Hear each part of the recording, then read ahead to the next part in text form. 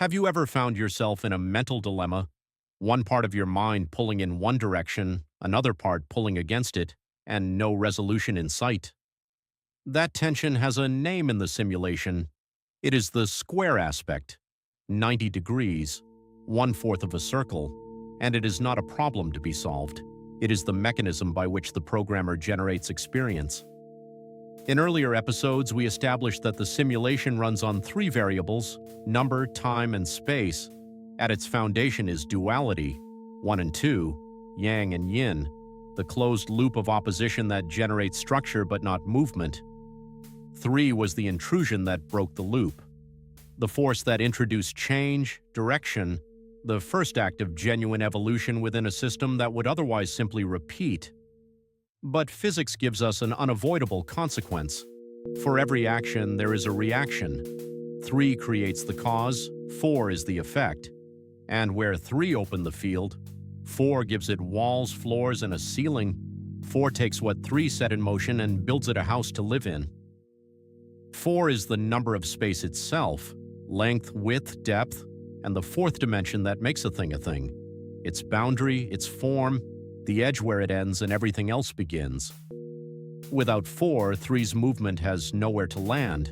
Without 4, there is no structure, no container, no physical world in which the avatar can have an experience. The programmer needed 4 to make the simulation habitable. The Greeks called the 4 elements the building blocks of the universe, not the chemical elements of the periodic table, something more fundamental than that. 4 basic qualities out of which everything that exists is constructed: fire, air, water, earth. Not as literal substances, as principles. Fire is the energetic principle, directed, expansive, the force of will and transformation. Air is the mental principle, mobile, connective, the force of thought and relationship. Water is the emotional principle, receptive, flowing, the force of feeling and healing. Earth is the physical principle, dense, stable, the force of form and manifestation. The programmer arranged these 4 at 90 degrees from each other, in a cross configuration, the only angle that allows complete independence. Fire always opposed by air, earth always opposed by water, and between each pair a line of duality, a point of equilibrium where one begins to overtake the other. Everything that exists in the simulation is constructed from these 4 principles in varying proportions. The number 4 leaves its signature everywhere the programmer encoded structure into the simulation. Once you know what to look for, you find it in the tarot, in the I Ching, and written into the periodic table itself. In the tarot, the 4th major arcana is the Emperor, where the Empress, the 3rd card, was generative, organic, creative, the living force of emergence. The Emperor is its necessary complement. He sits on a stone throne. He does not grow, he governs. The Emperor represents the principle of structure made conscious, the force that takes what has been generated and gives it order, boundary, and law. He is not the creator of the flame. He is the one who builds the fireplace that allows the flame to burn safely and consistently rather than consuming everything around it. His number is 4. His throne has 4 corners. He embodies the 4 qualities that 4 demands of everything it touches: discipline, stability, precision, and the willingness to hold a boundary even when holding it is uncomfortable. The Emperor shows us something that the simulation requires but the avatar often resists. That domination of the mind over impulse is not the enemy of experience. It is the condition of sustained experience. The flame that burns without the Emperor's fireplace is brilliant and brief. The flame that burns within it can last a lifetime. The shadow of the Emperor is equally precise. When 4 becomes rigid rather than stable, when the structure that was meant to contain the flame begins to suffocate it, when discipline becomes control and precision becomes cruelty, the Emperor has forgotten that the fireplace exists to serve the fire, not to replace it. The lesson of the 4th card is this: become the Emperor over your fear of the unknown, not the prisoner of the structures you built to manage it. In the I Ching, the 3 suns each embody a stage of the 3rd force moving through the world. The first sun, Chen Thunder, initiates. He is the shock, the spark, the force that breaks the stillness and opens the field. We met him in episode 5. He is 3 in motion. The second sun is Can, water, the abysmal. Where the first sun moved outward and upward, breaking ground, opening territory, bearing the friction of being first, the second sun moves downward and inward. Can does not initiate, he penetrates. Water does not force its way through rock. It finds the crack, the hollow, the path of least resistance, and flows through it with a patience that the initiator could never sustain. 4 is the number of the container, and what fills a container, what takes its shape completely, what cannot be compressed, what flows into every corner of the space it is given, is water. Kan is 4's principle made elemental. The structure 4 builds, water inhabits completely. But Kan carries a warning that the I Ching states plainly. The danger of the abyss is not that you will be destroyed by it. The danger is that you will be lost in it. Water that keeps flowing finds its way through. Water that stops moving becomes stagnant. And stagnant water, as your narrative describes, generates new disease from the very healing it was meant to provide. The second sun's teaching is this: move through the container 4 has built. Do not mistake the container for the destination. In the simulation framework, Kan describes the emotional body of the avatar, the water principle that flows through the 4-sided structure of physical experience, that fills the form the programmer built, that carries the lunar force through the architecture of the chart. The moon rules this territory, Cancer inhabits it, and the avatar whose Kan is blocked, whose water has stopped moving through the container, is the avatar who is sitting in what was once healing and has become the source of a new wound. The programmer did not only encode 4 into myth and symbol, it is written into the structure of matter itself. The 4th row of the periodic table is where the simulation's most fundamental physical structures are assembled, and within it, 4 specific elements carry the symbolic weight of the 4th principle with extraordinary precision. Carbon is the foundation of all organic life. Every living thing in the physical simulation is built on a carbon skeleton.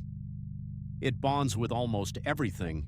It is the great connector, the element that makes complexity possible, the substance that takes the formless chemistry of the early universe and organizes it into the architecture of the living world. Carbon is 4 made biological, the element that gives life its physical body, its structure, its capacity to persist through time. In the simulation framework, carbon is Earth expressing itself at the molecular level. Dense, structural, the foundation beneath everything else. Silicon is to the mineral kingdom what carbon is to the living kingdom. It is the skeleton of stone, the foundation of crystal, the substance from which the Earth's crust is primarily built. Where carbon enables the soft and living structures of organic life, silicon enables the hard and enduring structures of the mineral world, the rocks, the crystals, the geological architecture that persists across timescales the organic world cannot approach. Silicon is 4 in its most permanent expression. The programmer's choice of building material is not coincidental. Tin is associated with Jupiter, the planet of expansion, abundance, and the benevolent ordering of social structures.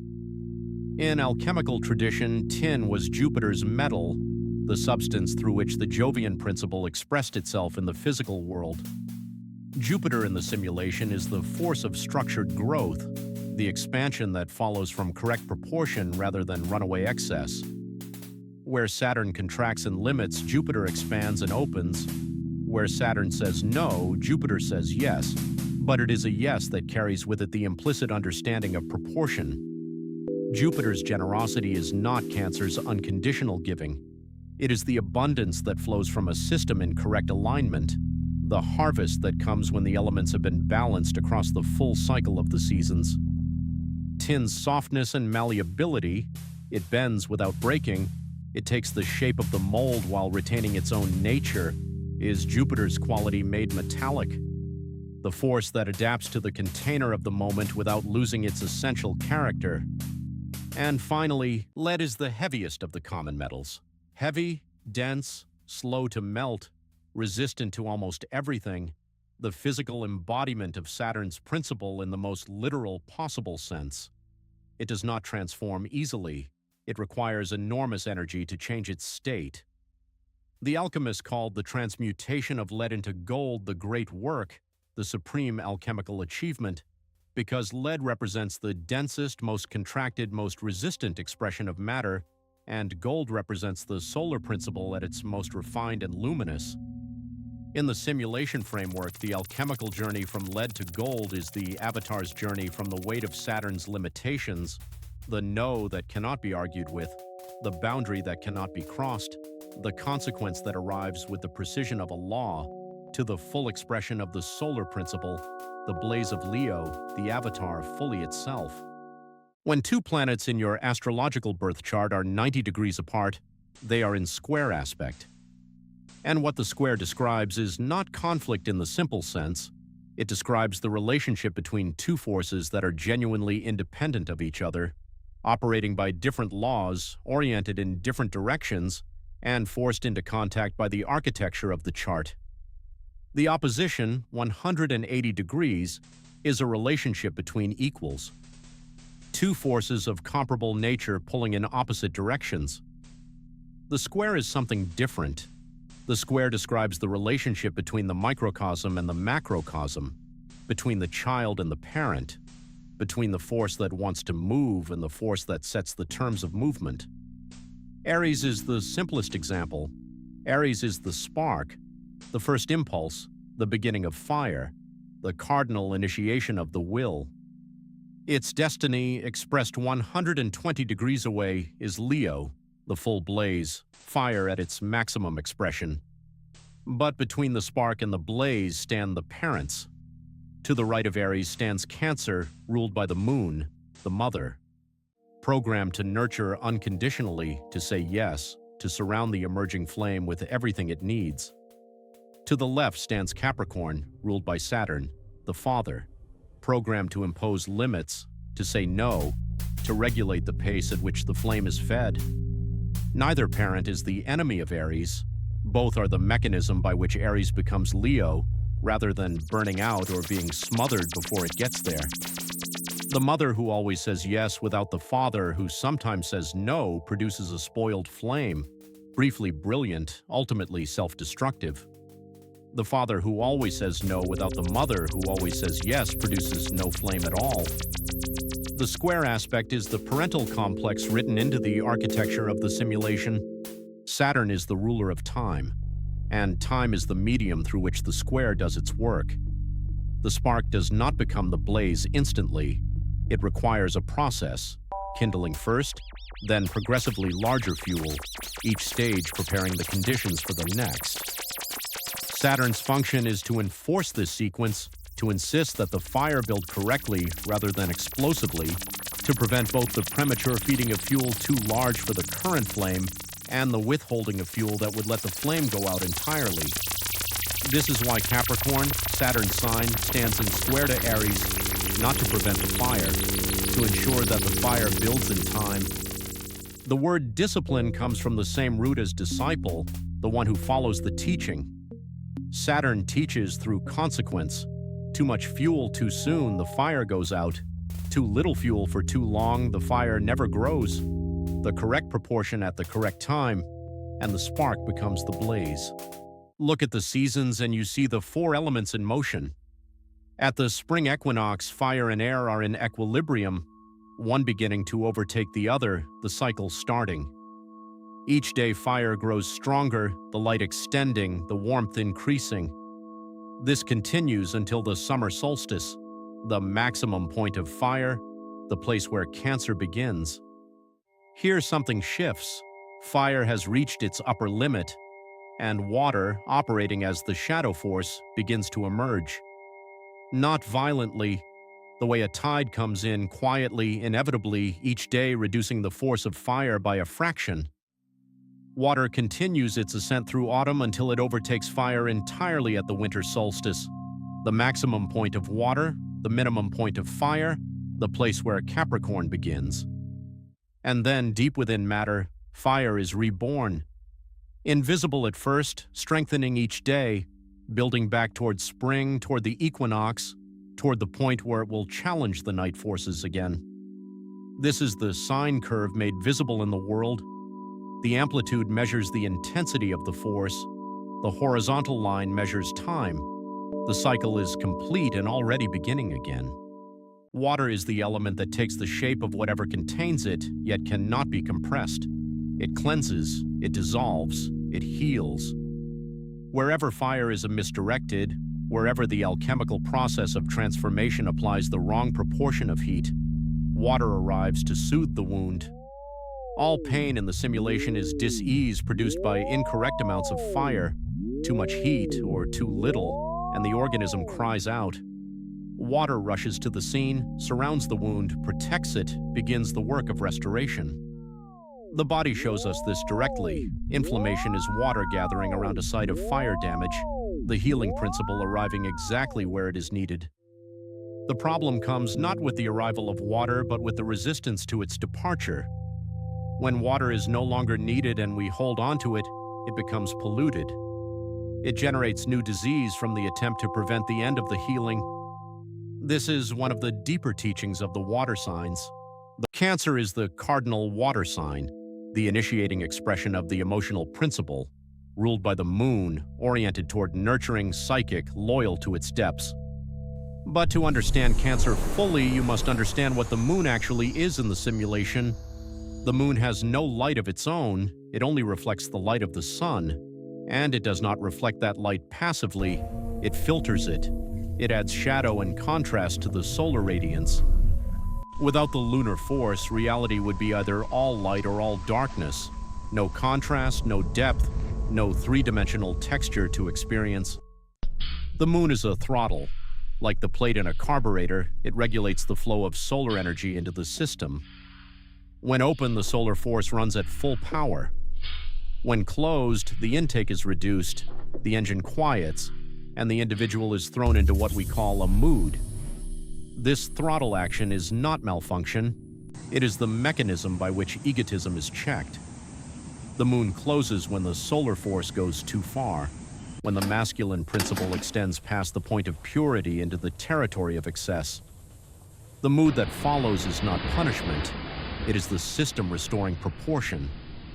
The moon's placement in the birth chart shows where this throttle has residue from past conditioning, where it closes too soon or not soon enough, where old habits, the simulation's version of cached data from previous cycles, prevent the fresh response that the present moment requires. The work of a lifetime in Cancer's domain is to purify this throttle, to sharpen its edge until it responds precisely, closing exactly when the solar force goes overboard, opening exactly when genuine purity is present. When this work is complete, the lunar force becomes a razor-sharp instrument of discernment, a feeling that knows, without analysis, whether the incoming energy is pure or not. Now we turn to myth. Because the ancients encoded the deepest truths of Cancer and the fourth principle in a story that deserves to be read more carefully than it usually is. Demeter is the goddess of the harvest, the force that makes the earth fertile, that turns seed into grain, that sustains all life through the unconditional giving of her generative power. She gives completely. She holds nothing back. The earth is abundant because she is abundant. Then Persephone descends. The standard reading of this myth focuses on loss, the daughter taken, the mother grieving, the earth going barren in her absence. But look more carefully at what Demeter was doing before the descent. In the Eleusinian mysteries, there is a detail that most retellings omit. During her grief-stricken wandering, Demeter becomes the nurse of an infant prince and begins placing him in the fire each night, not to destroy him, but to burn away his mortality, to arrest his development at a stage of perfect immortal childhood, to prevent him from aging into the losses and limitations of mortal experience. She is trying to hold the child in the fire of eternal beginning. Read this against the Persephone story and something profound becomes visible. Demeter's love, vast, unconditional, absolute, contains within it the seed of its own tragedy. The love that gives everything also seeks to keep everything in the state where the giving is still needed. The nurturing principle, taken to its extreme, becomes the force that prevents the very development it was designed to enable. Persephone descends anyway. She eats the pomegranate seeds, and this is crucial. She chooses to be bound to what she has experienced. She returns changed. She is no longer only the daughter, she is the queen of the underworld, a being who has integrated darkness, who belongs to two worlds simultaneously, who the mother can no longer fully recognize or protect. The personality has changed. The child has become a stranger. And Demeter's response is the eruption your script requires. She does not accept this quietly. She withdraws her function from the world entirely. The earth goes barren. Nothing grows. The cosmos itself is held hostage until her terms are met, until Zeus negotiates, until the gods acknowledge what her giving has always cost, until the taking is recognized as taking. This is the fourth force completing itself. The nurturing that gave everything, that tried to hold development in place, that discovered it could not, and erupted into the demand for fair play that had always been the unspoken condition of the giving. The number 4 in your birth chart, expressed through the square aspects, through the Cancer-Capricorn axis, through the placement of Saturn and the Moon, describes the specific architecture of the experience the programmer designed for this avatar. It shows where the parental complex operates, where the mother says yes past the point of health and the father says no past the point of usefulness, where the flame is being fed correctly and where it is being starved or smothered, where water is healing and where it has stayed past its purpose and begun to generate new disease. The 4 elements in their cross-configuration are not obstacles in the avatar's path, they are the path. The tension between them, the square aspect, 90 degrees, maximum independence, is what generates the experience that the simulation was designed to provide. The spark wants to become the blaze. The parents set the terms. The child either learns the proportion or spends a lifetime fighting the architecture instead of working within it. Saturn teaches through time. The moon teaches through mood. Demeter teaches through loss. And what they are all teaching from different angles is the same thing, that the fourth force is not the end of the story. It is the structure within which the story becomes possible. In the next session, we move to the number 5, the first number that breaks free of the four-sided structure entirely. If 4 is the architecture of experience, 5 is the force that tests whether the walls can hold. If this material is proving useful, register that response, subscribe, leave a comment, and share it with someone who is paying attention. Until the next session, remain attentive and continue observing.